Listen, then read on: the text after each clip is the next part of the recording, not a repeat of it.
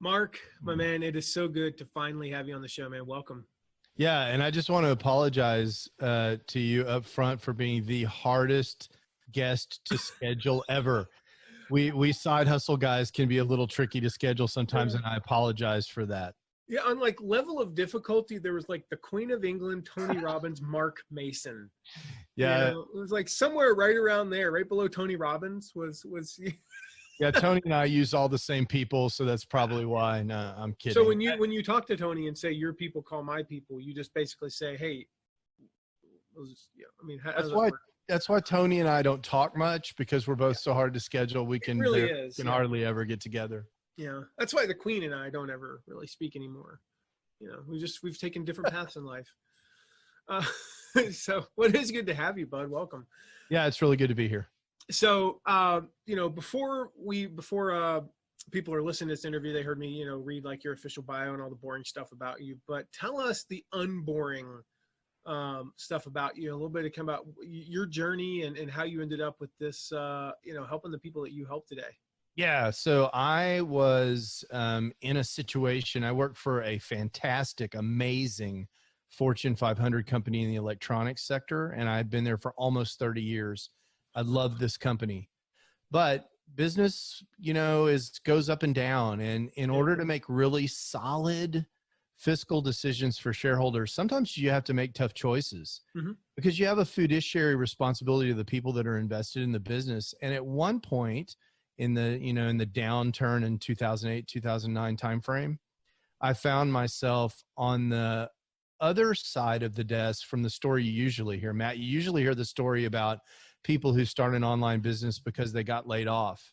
Yeah. But in this case, I was the guy who was doing the laying off. And these were outstanding business decisions, but they were impacting real people. Yeah. And for me personally, it was gut wrenching. And some of these people, my kids played with their kids. I had been to their houses for dinner, as that kind of people.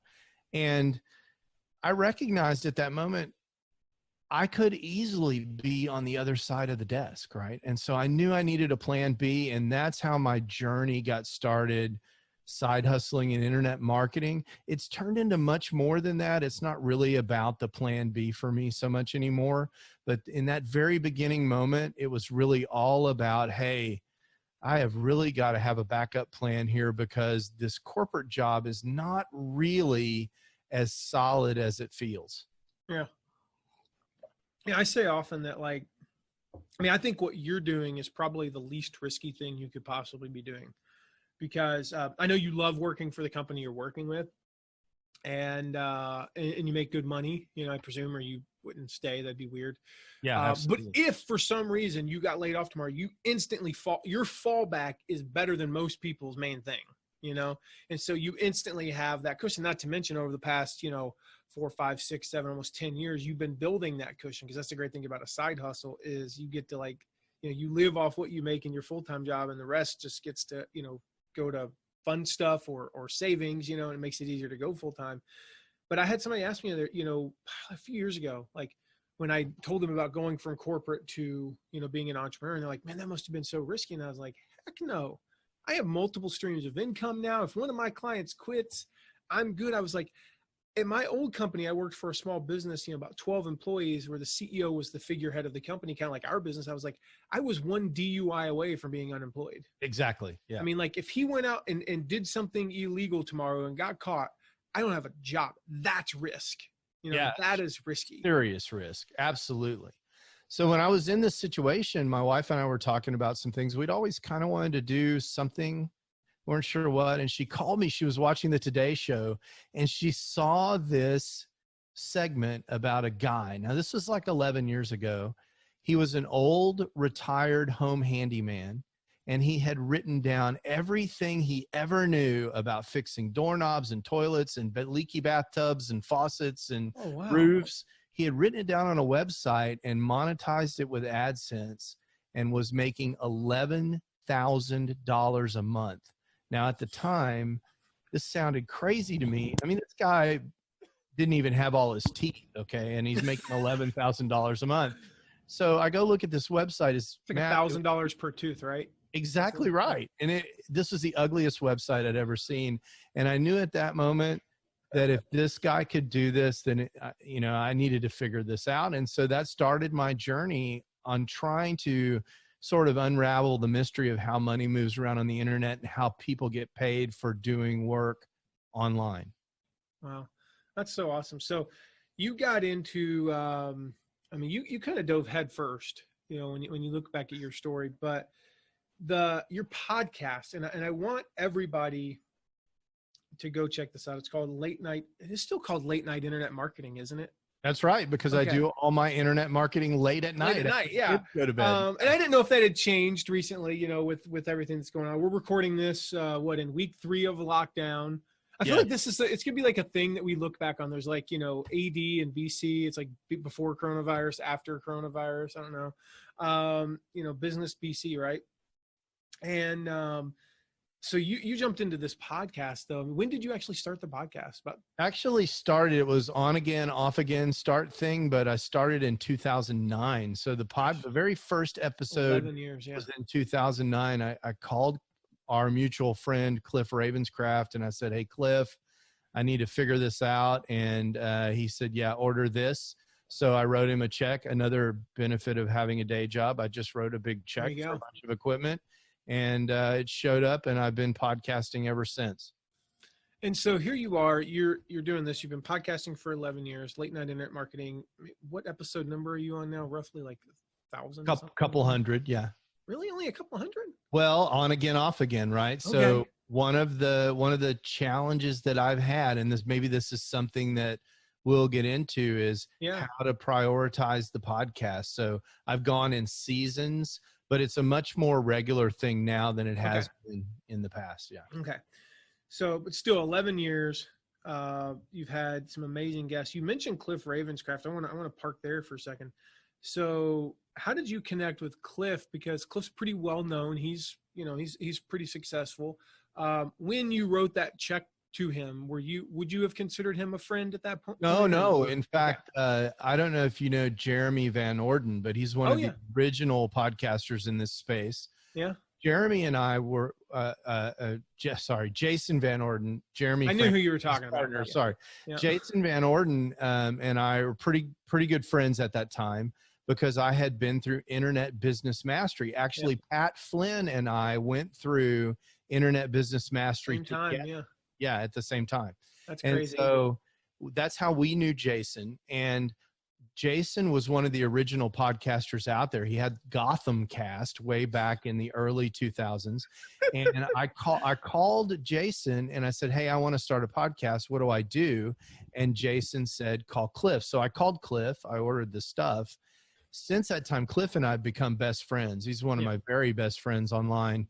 And we talk almost every day, several times a week. He's a super fantastic guy. But no, at the time, I was just one of his zillion customers that was interested in podcasting.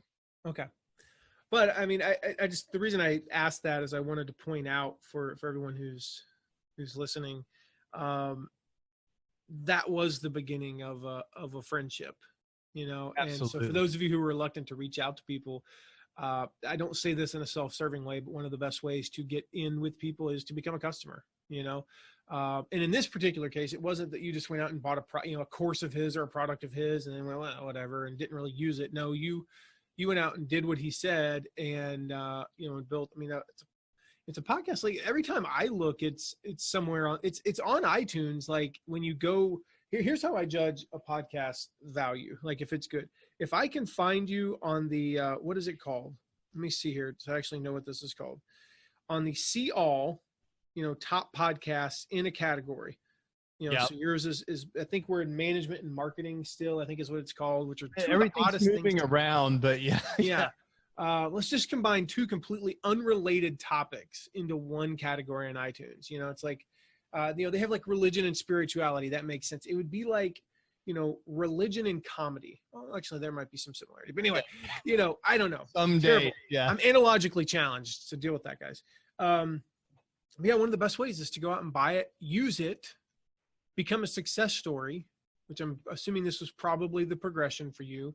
you got to report back to Cliff multiple times and say, dude, it's working. I'm doing this. I've got this many listeners. I'm doing, I'm enjoying this. Blah, blah, blah. And he's like, I want to know more about this Mark Mason guy. Yeah. Is that how it worked? It's very similar to that. And I would say, I'm frequently the kind of guy who wants to add value into other people's lives. And so when you're someone's customer, it gives you the opportunity to have that conversation and add value in those ways. And sometimes adding value is exactly what you said, where you're just validating the work. In this case, at the time, it was Cliff's life work, and saying, hey man, this stuff is great. I'm using this. Here's an idea. Here's the challenges I'm having. Here's the success I'm having. That's very valuable. From that grew into everyday conversations about other parts of business. There were times, I remember, I'm really technical and Cliff is not, when I'd help Cliff set up an opt-in form, just as part of these kind of conversations, just the friendly borrow a cup of sugar kind of things that you do for a normal neighbor, those work online too. I never did them with the intention of building a friendship, but those things come out of that. Normally you tend to hang around people that you like, and Cliff Ravenscraft is super easy to like. He's like the nicest guy on the planet. And so that just developed normally from there. And I got to know his kids and his wife, and I've spoken at his events. And like I said, now we're really good friends. We're in a mastermind together, and we talk in that mastermind once a week. And then on the side with text conversations and Voxer and all that every day. Yeah, that's awesome, man. So I want to talk with you. I just couldn't let that go. When you said back in 2009, I got it. Yeah, our mutual friend Cliff Ravenscraft, I'm thinking, I don't know if you knew Cliff back then. And I love that story, because it's exactly what we teach people is, build the relationship first. And and invest, right? Invest in people. Well, and let's be honest, you have access to a great mind now. Absolutely. And I know that's not why you did it. I mean, I totally 100% believe you, but it's been a very, what's the term, symbiotic relationship. Totally. As all relationships should be. And I think people ask me all the time, like, how do you get to become friends with that person? I'm like, you become friends with them. Yeah, exactly. It's the same as becoming friends with anybody. You do something for them, and then you do another thing for them, and then eventually they reciprocate, and then next thing you know, you're talking, and then you act like a normal human being. Don't like stand right behind them and clear your throat, because that's weird, people. Just saying. Not that anybody's ever done that to me last month. The word I like, Matt, is invest. Yeah, I think you should invest in people in general, whether it's your kids, your spouse, or somebody you just met. Life is about the investment you make in other people to a large extent. And sometimes there's huge upside to that. And that's not why you do it, but it's a fact. It's sometimes just, you end up with awesome friends. Yeah, I love it, man. So you're doing what a lot of listeners are doing. You are balancing a full-time job, you're with a passion, with a side hustle. And one thing, we were kind of talking about what we wanted to talk about in this episode. It was, there were three things we were talking about. Number one, Cliff Ravenscraft. No, I'm just kidding. No, we're not talking about Cliff is always on the list. Yeah. What are the tips, the hacks, the tricks that you've learned? I mean, you've been doing this for 11 years, balancing this side hustle with, with this full-time job. So maybe let's focus actually on what are some of the mistakes you made in the first few years that you don't make now, that you've learned not to make when doing those two things. Yeah. So it's too bad this isn't a 7-day long seminar, because the list of mistakes are. Let's make it. Okay, here go. Yeah. So, I think the first thing that it's sort of a double mistake. They're related. The first mistake that I see people make all the time is they don't have a clear understanding of why it is that they're actually doing this side hustle. You got to understand your why. Another one of our mutual acquaintances, I won't be too presumptuous, Michael Hyatt, his wife, Gail, says, people who lose their why lose their way, right? And so if you don't know why you're doing this side hustles are hard. They take a lot of work. You have to work on them after you've already given a whole bunch to your day job employer. And so you need a reason to go forward. When people don't know their why, they make the second part of this mistake, which is they go after money instead of purpose. Those are the two related mistakes that I see. People will start doing something just for the money. And believe me, Matt, there is nothing wrong with money. I love money, and you got to have it, right? Big fan of it. It's right up there with oxygen, as right. They would say. You must have money. And, you know, and people that have limiting beliefs around money and that money is evil, that's another thing that they really need to unpack, because it turns out the more money you have, the more people you can help. Look at this right now. I mean, if you got money, you can go spend it on local businesses during this crisis and help local business people survive. That's just one of a million examples. But if that's your only reason for your business, that's a red flag for me, because that will not sustain you during difficult periods in your business. Yeah, I agree. And so what was your... I made? I made that mistake. I was looking for that security, looking for another source of money. That's another way. You know, I was freaked out because I went through this thing where I had to let people go. I didn't like that. And so I was looking to get away from that. I was running away from something. And that's another thing. If your motivation is a running away motivation, that's a lot different mindset than a running towards motivation. When we run towards things, that seems to be a lot higher leverage, a lot purer motivation than when we're running away. Scary running away motivations work great in the short term, but for long term, we really need to see something out there that we can run towards. So I always tell people, don't make that mistake of failing to take the time to identify what it is that you really want to accomplish, where you want to be in 3 or 5 years, and what you want to be able to say to people when your pastor or your grandmother or your friend asks you what you're doing and why you're doing it. You want to be able to tell a great story. Yeah. And, you know, I'm schlocking banner ads on crappy websites is not a great story, right? What you want us to be able to say is, I've got the best website on the internet that helps people do this. And oh, by the way, I'm able to help those people profitably, and I love it. Yeah. Yeah. I mean, I know back when my first big online business, not my very first one, but my first big one, truth is, I mean, we ended up being very successful. And I'm forever thankful for it, but I didn't really have a great why other than I wanted to be in business with some friends. And I liked the idea of building, you know, an $18 million a year business. And I like the fact that I could be in my mid-20s and have a corner office and, you know, kind of. I like that idea too. Those are good ideas, Matt. Yeah, you know, and it was great. Don't get me wrong. But that why did not sustain me when things got easy. It's actually weird. It sustained me when things were hard. Right. And this is the funny thing I found about whys.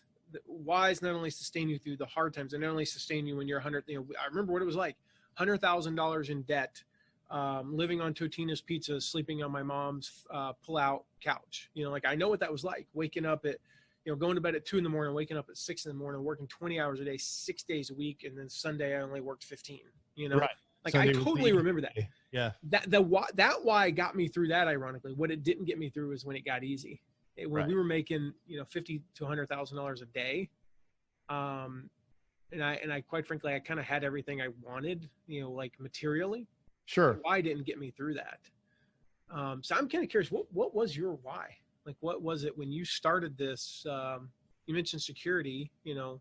Yeah, I think the why when I started was this security money thing, but it's turned into helping people. So the most excitement that I get out of this activity right now, like, for example, if someone hears this episode that we're recording right now and sends one of us a tweet or makes a comment on the podcast episode and says, wow, this really cleared something up for me. It allowed me to move forward. Or maybe a year from now, they look back on this and they say, wow, that changed everything. When Mark said that I needed to figure out why I was doing what I was doing, that's what I did. And now my life's completely different and much better. Those kinds of emails, I actually keep a file of those. I think a lot of people do this. Oh, yeah. so I can look back on this, because that's really gives me juice to go. I really like that. The money's necessary, but that helping people piece is, and helping people profitably is the phrase I usually use. That's really my why today. I love that. What is your Twitter handle, by the way? Just type in @MA and it pulls up. Oh yeah. Time. So it's Late Night IM, LATENIGHTIM for internet marketing. Yep. That's what I love about Hootsuite is I can just type in MA for Mark. I don't even know your Twitter handle. Like there's only 2 marks on my, that I ever message, and it like remembers them. So I love that. So guys, do that actually. Shoot Mark a tweet as you're listening or after you're listening. Share with him, a couple of nuggets that you get out of this, something that, that you're going to apply in your business. And if he's anything like he just said, and like I know me, we screenshot those things, we save them. We have a channel in Slack that at least once a day somebody's saying something nice about me, and guys, it gets you through a lot. It's like you've heard of John Acuff perhaps talk about this critics math. Yeah, absolutely. 1,000 compliments plus 1 insult equals 1 insult. Right. Somewhat true if you have the wrong mindset. I'll tell you that, I get insulted every now and again. People, we get hate. But all you got to do is just go through that testimonials channel in Slack and just scroll a few times and, see the lives that we've impacted. And I'm like, just pushes away that hate. So we love that stuff. So send him a tweet, guys. Let him know, what you're getting out of this, or just say that he's awesome. You can just say that you're awesome. Heard you on Matt's show and you're awesome. So that's your motivation today. That's your why today. You also talked about, I want to dig in a little bit real quick on the running away from versus the running toward. Like what does that mean really? Yeah, I think, we're motivated. All the motivations that we experience are either in response to something bad that's happening, or they're aspirational. So you may be motivated to go get a job at Domino's because you need to pay the bills next week, right? That's, you're running away from that fear of bankruptcy, or, you've got that negative thing that's going to happen to you if you don't make money. And what I find in online business is a lot of times, especially in the side hustle space, people are trying to build a business because they're running away from a day job that they hate.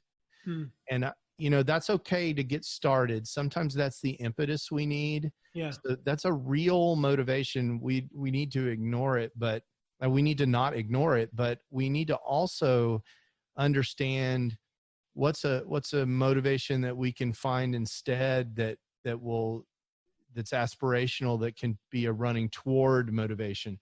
What is it that we want to build? So yeah, you want to get out of your day job. I get it. But what do you aspire to do? What is it that you want to do, and why do you want to do that? And if your answer is, Mark, I just want to make money, that's still going to be largely the running away from motivation. I need money. I got to get away from debt or the danger surrounding losing security for my family.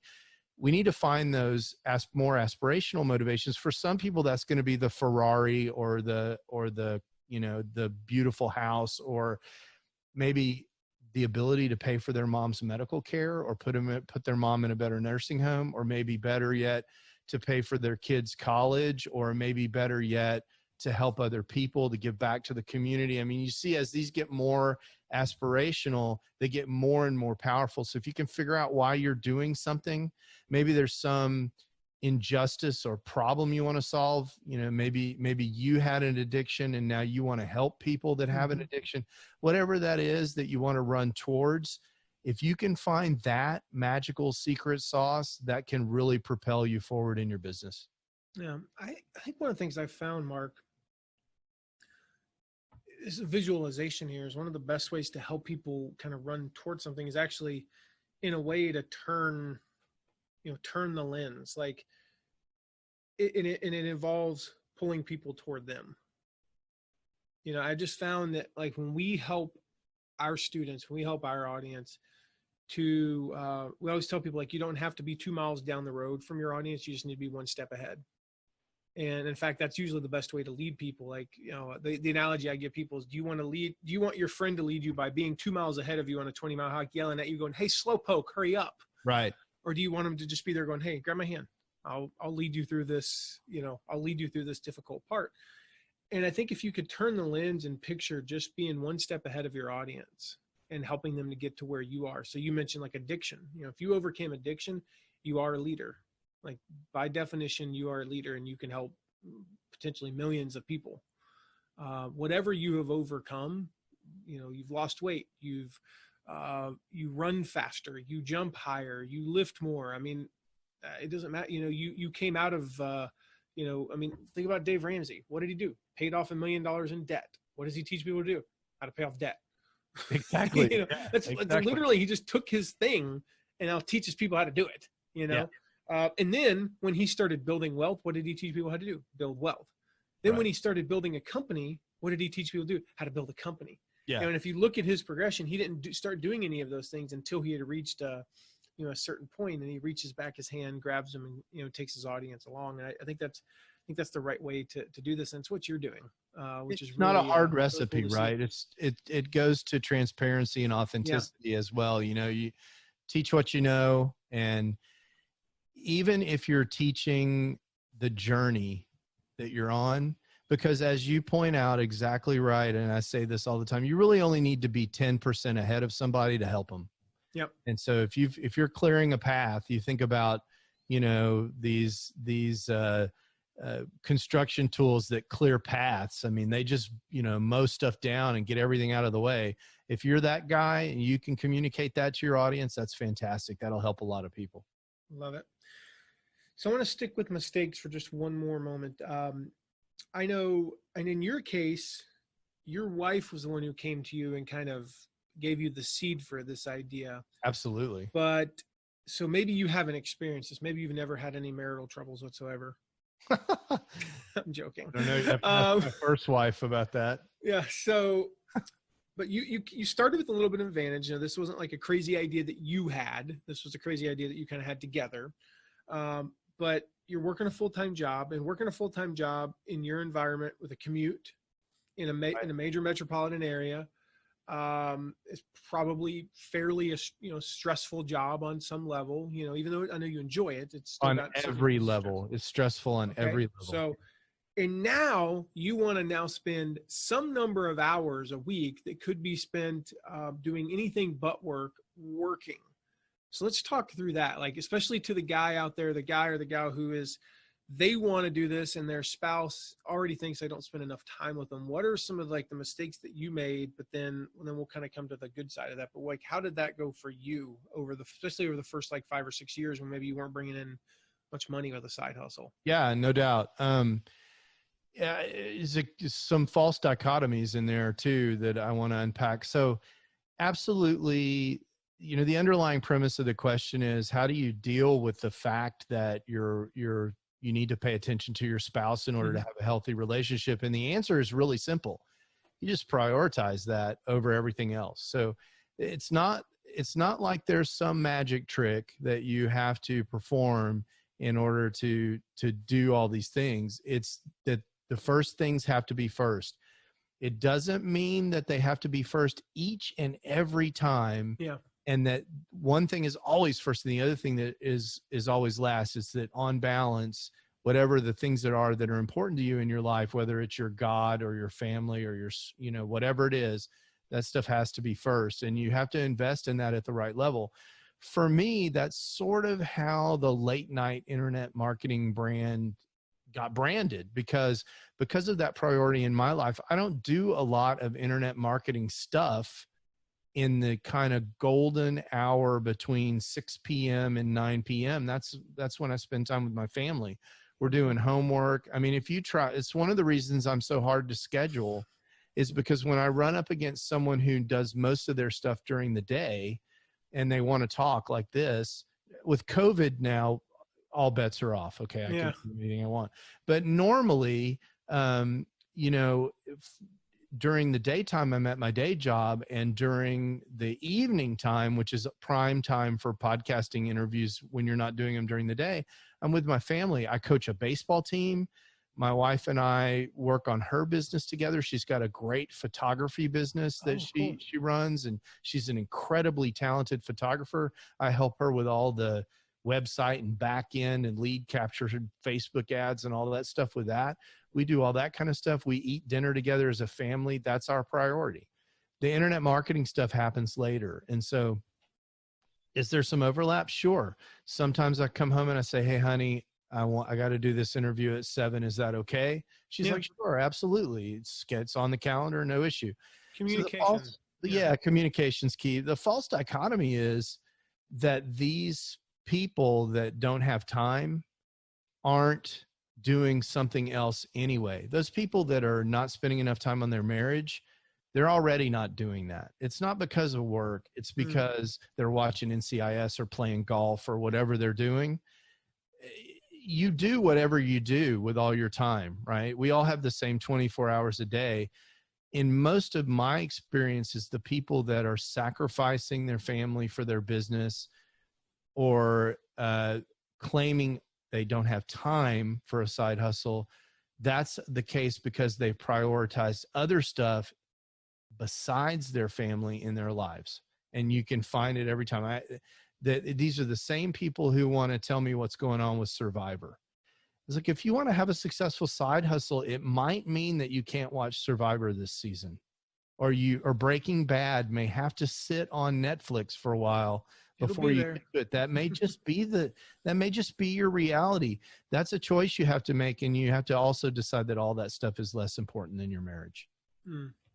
See, I love that. I mean, and it might mean for a season, I think you have to acknowledge it. It might mean for a season, if you have been spending the full, I say full, like there's a mandatory 3 hours that you must spend with your spouse, no more, no less. Right. But if you are currently, you're in a great relationship and you're spending what you feel is a lot of time, it might eat into it a little bit. And that's just, again, communication. If you agree that, normally you average 3 hours a day together, and that's going to become 2.5. You're going to take it a half hour from there and an hour from Survivor time and, whatever. Then, that's a conversation you have. What if you don't have a supportive spouse? I mean, I know you have, but I know you probably had some students, some listeners that, didn't have a supportive spouse. Is there anything that they can do, or any tips you'd give them? Yeah. I mean, the best strategy that I've seen for this is to try and swizzle what you're doing in a way that you can generate engagement. So that your spouse feels like they're part of what it is that you're trying to do. They have some investment. If you can find a way to make them a stakeholder, whether that means build a part of the business around some of their interests or make them a part of it in some way that they actually enjoy, that's the easiest path to changing that, is to get them involved in some way. Beyond that, the other way is to be incredibly successful, and that will make people see, oh yeah, now I get it. Now I understand why you're doing what you're doing. But it's wrong to minimize it. That can be a really tough problem because it affects your mindset. When the people that mean the most to you don't believe in what you're doing, it makes it really hard for you to believe in yourself. And so it's one of the things that I always tell people, whatever you do, you really have to invest in fixing that, because that has such a detrimental impact on your mindset. It's not something you can just ignore. That's powerful. And I to that last point about be really successful, jewelry and nice vacations do go a long way. They do. And I mean,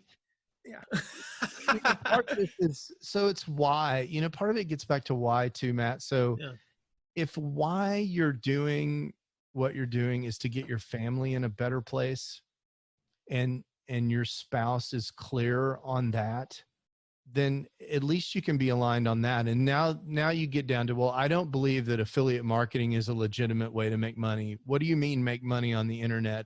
But when that $2,000 ClickBank check comes in or whatever it is, that tends to make that go away real fast. Yeah. Yeah. And I know for us, I mean, when I was starting this, my wife was super supportive, and I went 2 years without making a dime.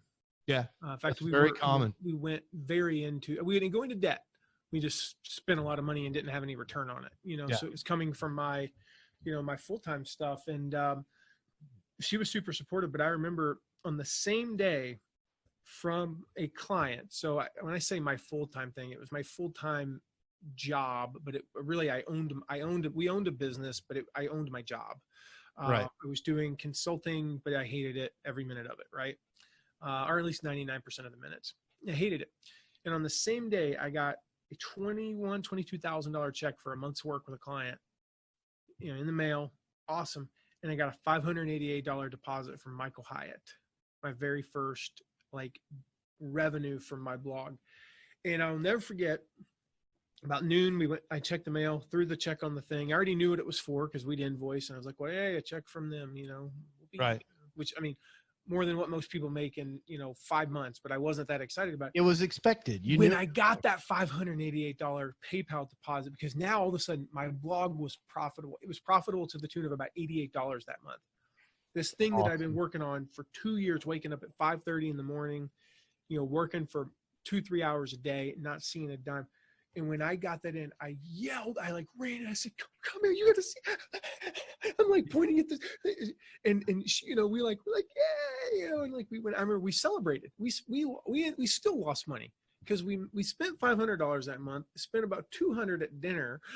Yeah, right. Exactly. And so we still lost money because of that. But it was okay, now we've done it. And so I know for me, it was, I couldn't have done it without a supportive spouse.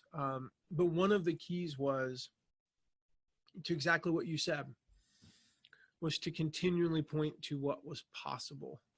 Yeah. And just to involve her in, as even just proof, something that it's not really her skill set, but proofreading the blog post and getting to give input on it. And what about this word? Not this word. What if you did this, change this formatting?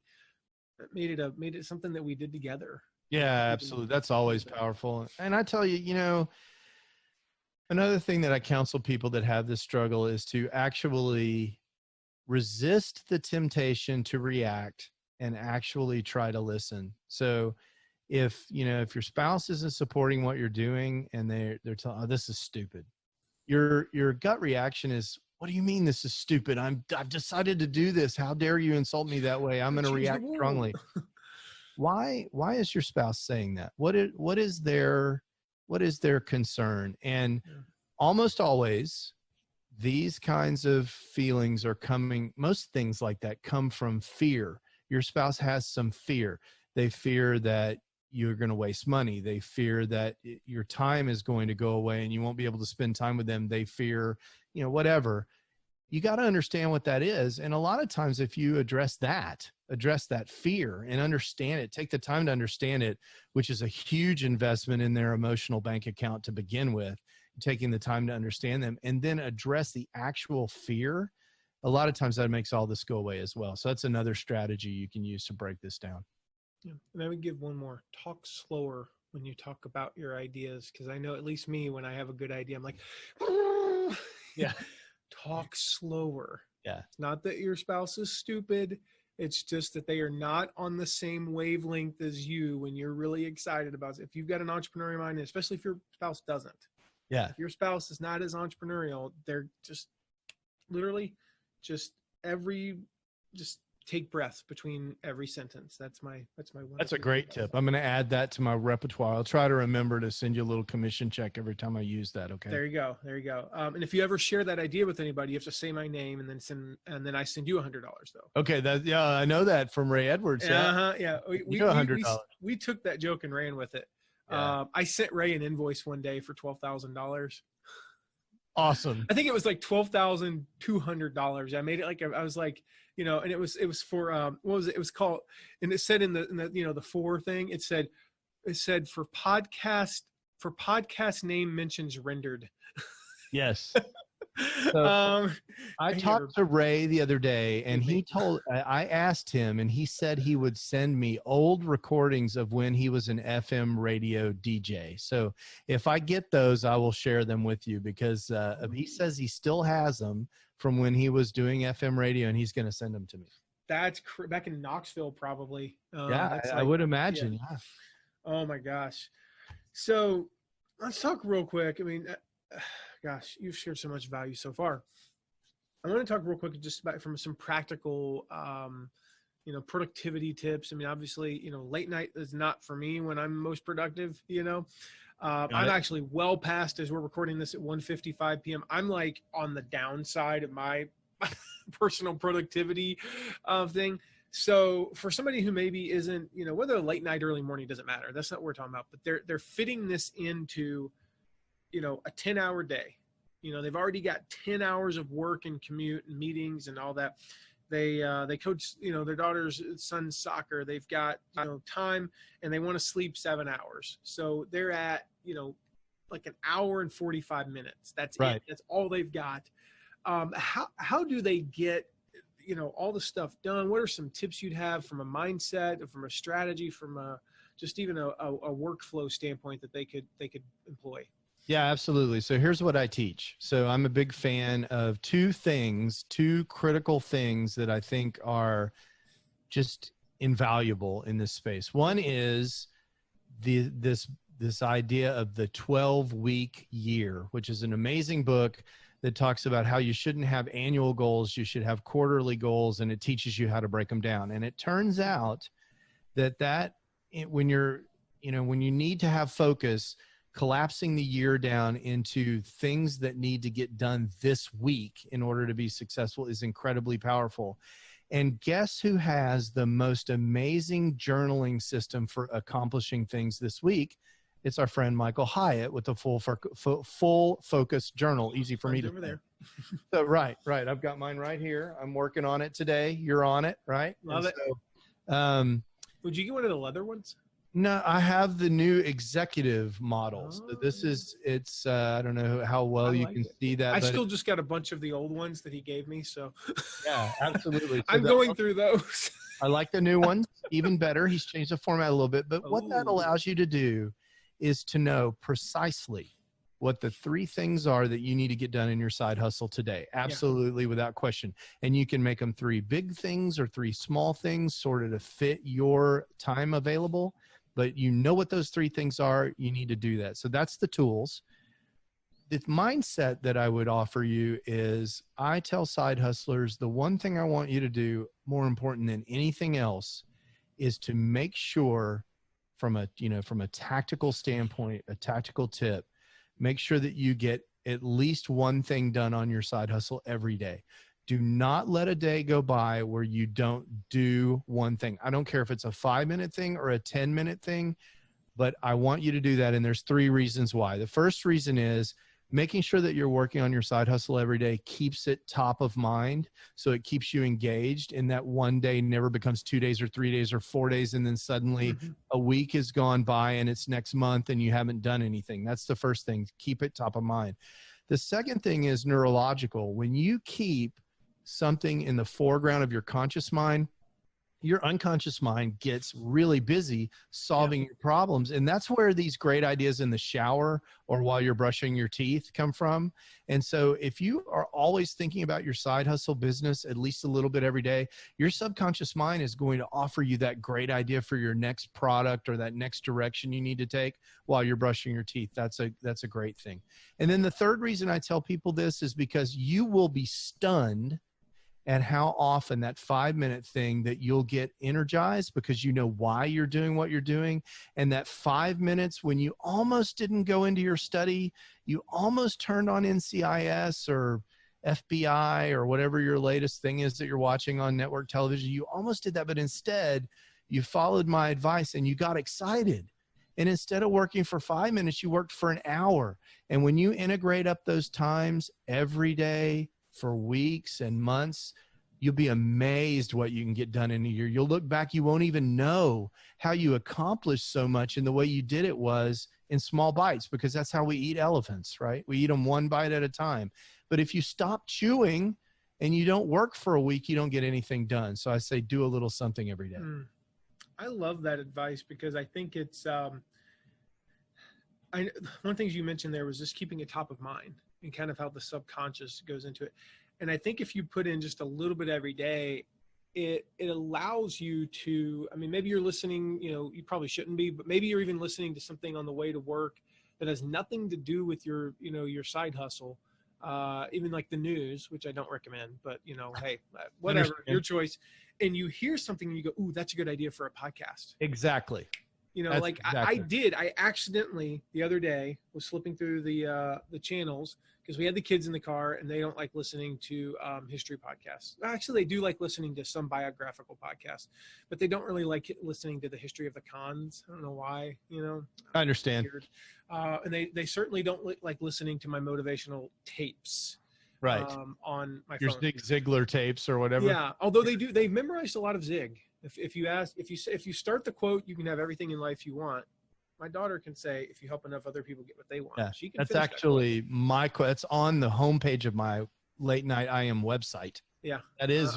I have a whole story behind that. We'll have to get in. I should have my coffee mug because every morning I drink coffee from my "You can have everything you want in life if you'll just help enough other people get what they want." I met him. We talked about earlier with you and Cliff. So total like, woo, see what we did there. But I think I was listening to, okay, so I shared this with you beforehand. I'll actually just tell this. I won't tell the news one.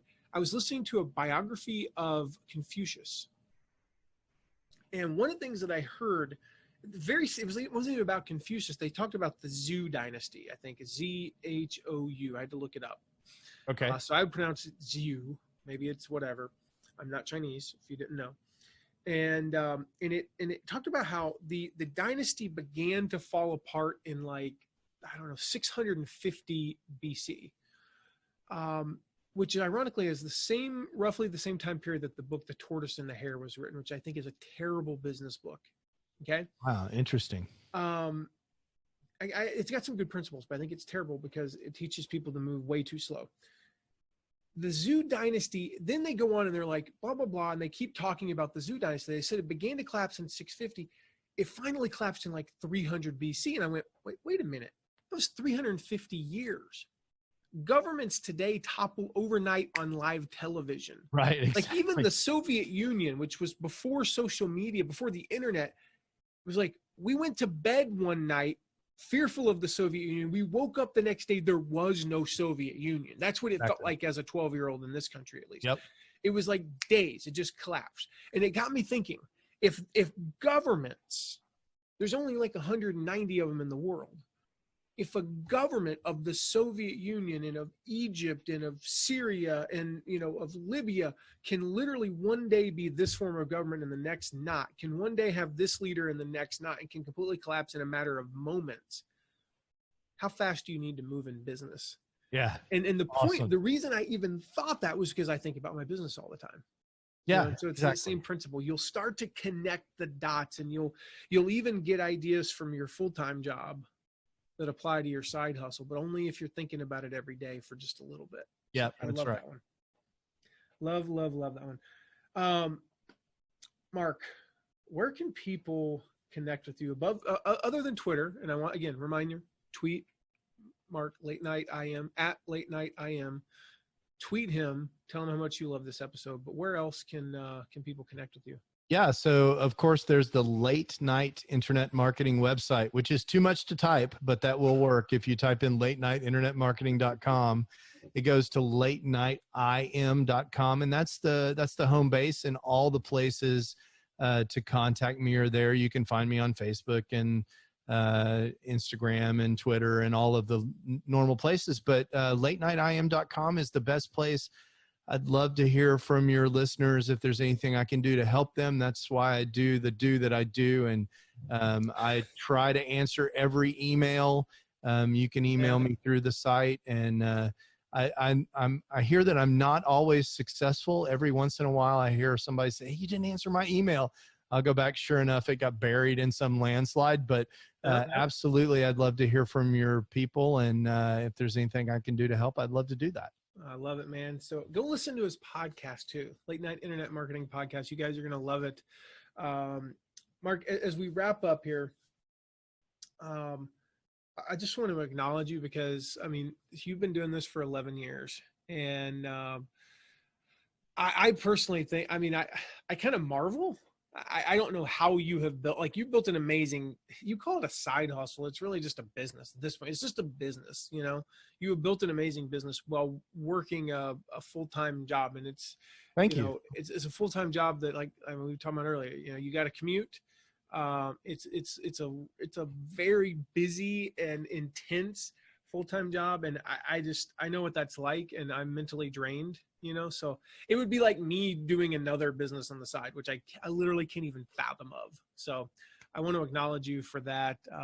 Guys, he's an amazing person. And I think one of the things you'll love about him, I don't know, somehow I didn't bring too much of it out except the beginning, but he's got a very similar sense of humor to me. And I like that. I dig it, you know. So if you've listened to more than 3 of my episodes and you've made it this far with me, you're going to love Mark's podcast.